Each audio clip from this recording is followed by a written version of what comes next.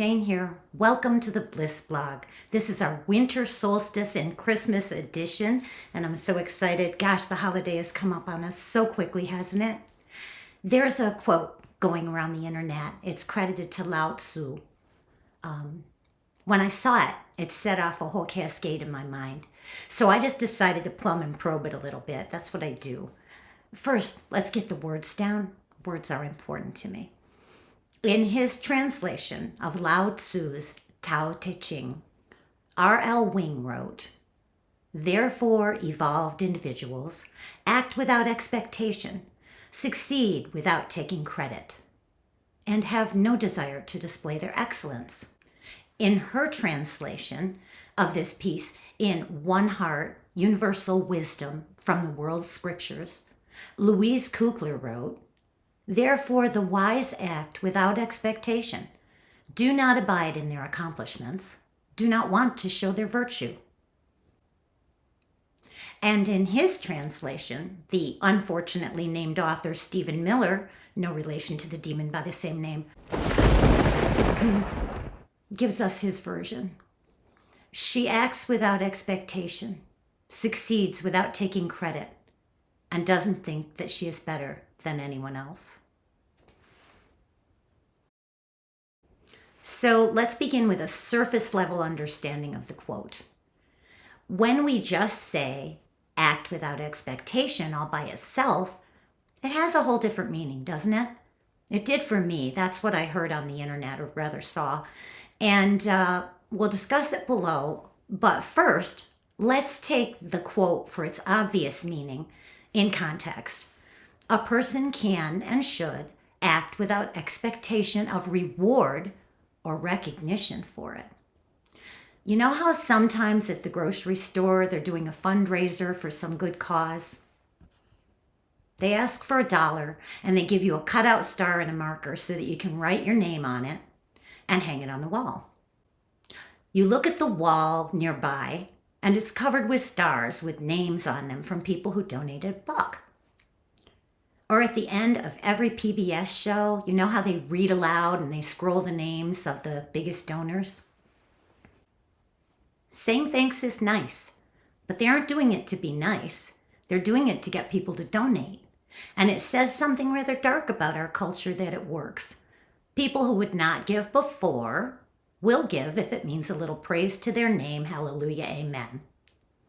And there's also the psychological truth, though, that seeing others give will make you more likely to do the same. So the end result is more donations for both reasons. And that's good. That's always a good outcome. Regardless of who translates it, the quote is really saying, when it's taken in full context, do the right thing for the sake of doing it, not for the recognition. Give to help others, not to boost your ego. Assist where needed, but don't hang around waiting for a reward. Don't let the recognition, the ego boost, or the reward be the reason for doing good. Let good be the reason. That's one level of understanding, and I think it's a good one.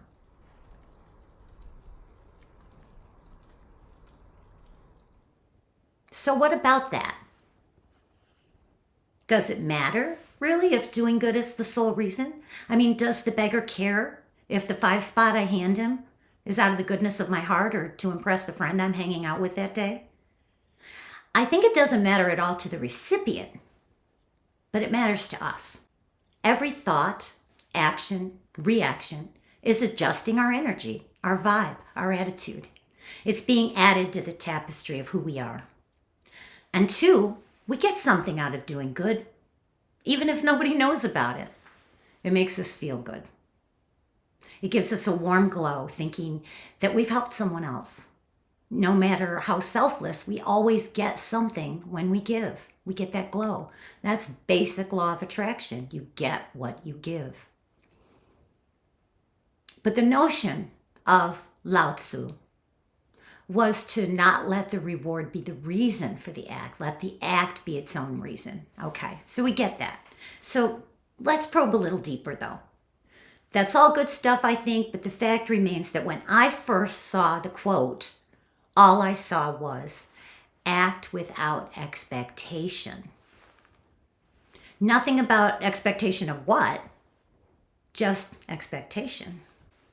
And it was such a simple, powerful statement that it set off fireworks in my mind. My initial thought was that expectation is an important part of manifestation. What we experience in our lives is a mix of beliefs, expectations, attitude, focus. Expectation is a big part of that. We can't exist without expectation. By and large, most of us get about what we expect in our lives. Raising our expectations, replacing our limiting beliefs, adjusting our focus, and cultivating more positive attitude definitely improve the quality of our lives. And these are really the goals of spiritual evolution.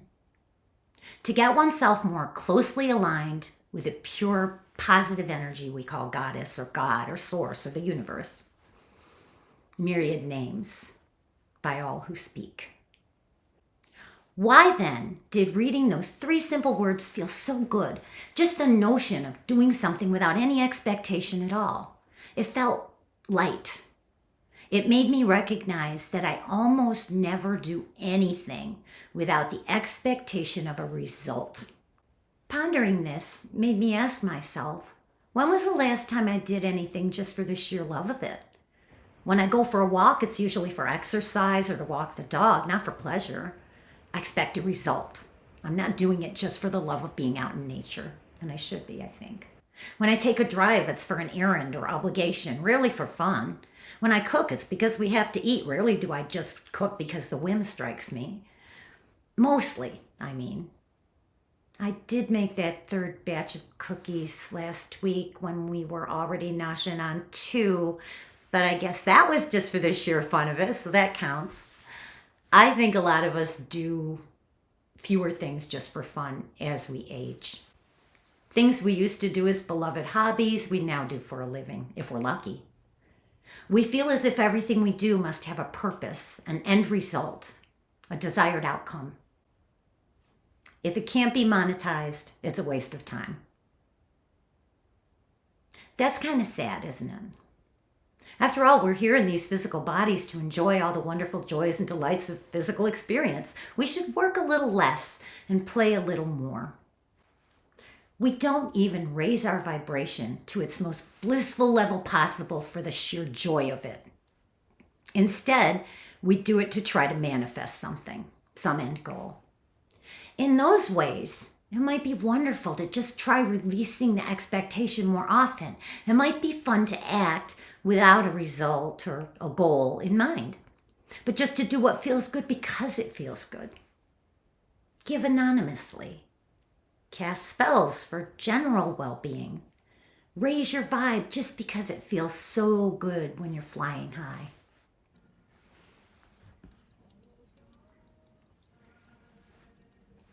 But we can go deeper still. Sometimes when we're working natural magic and adjusting our vibe with a goal in mind, we have a specific idea of how it's going to happen. We might not even realize it, but we do. When we cast, say, a simple money spell, we already know all the possible ways that money might come to us, or we think we do. We have 2 or 3 paths that we can see for the cash to get to us. Sometimes the things we know for sure are buried deep. They're just habits of thought, ingrained expectations, and they can be our most limiting blocks. In this vast universe of ours, there are thousands of paths our goals can take to reach us, but we can only see 2 or 3 of them from where we sit. It's that old field mouse and eagle analogy.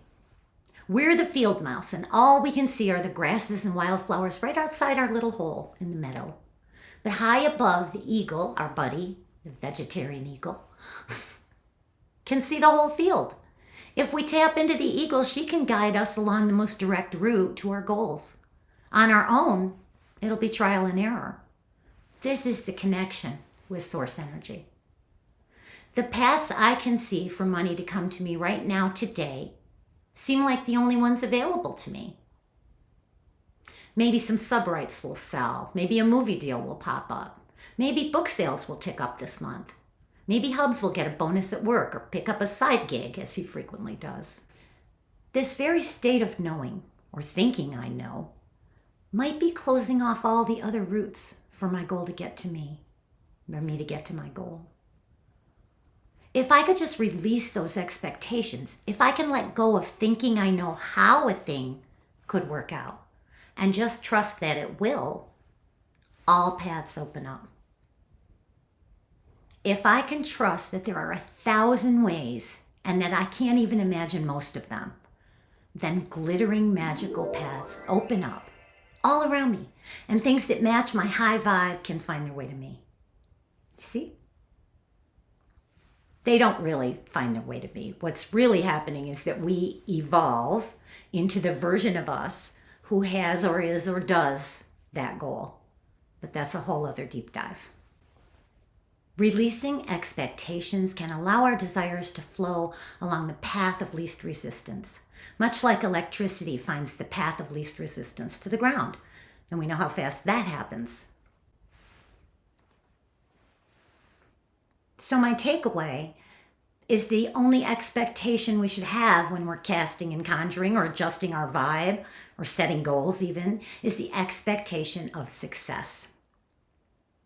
Seasoned perhaps with the hope that we'll be surprised and delighted by how it gets to us. The winter solstice is upon us. The sun can take all we no longer need from the old year away into the darkness during these longest nights of the year. In the morning, the sun is reborn brand new, entirely cleansed, having left our burdens to the night. This doesn't have to take place the moment of the solstice. First of all, when we cast a magic circle, we are in a time that is not a time, in a place that is not a place. So time ceases to have meaning. But any of the nights surrounding the winter solstice carry that same death and rebirth energy. By night, the sun journeys through the darkness of the underworld. Each post-solstice dawn, the sun grows a little stronger. It's a beautiful ritual to write down all the things we no longer need, things that no longer serve us, things that limit us, like flawed beliefs, and burn them on the night of the winter solstice. I do that every year. Another annual ritual of mine, and one I really need to get started on because it's time today, so that'll be my next task, is my annual letter to Santa. I write a letter to Santa every year. I believe in Santa. I've always believed in Santa. I have seen Santa a couple of times. When I die, Santa will come and get me in his sleigh. That is my plan. I am a true believer. And I write to Santa every year, and I thank him for everything the previous year has brought to me. And I remind him of all the things I am going to be expecting in the coming year, all my goals and wishes and dreams. And I get as big with those goals and wishes and dreams as I possibly can, because when better to do that? I leave that note on the mantle with an offering of cookies and soy milk. Every Christmas Eve, I do it on solstice night as well, and I do it again on New Year's Eve, just to cover all my bases. My hopes for 2026 are very high, but we can talk about that next Sunday. I wish you all a blissful winter solstice, a Merry Christmas, blessed Kwanzaa, Happy Hanukkah, and a beautiful, peaceful, serene, empowered winter season. Hey, don't forget to like and subscribe before you leave. You can subscribe for free, or you can upgrade to paid and get a whole pile of bonus material. All the details are on the website, blissblog.org. Merry everything. Bye.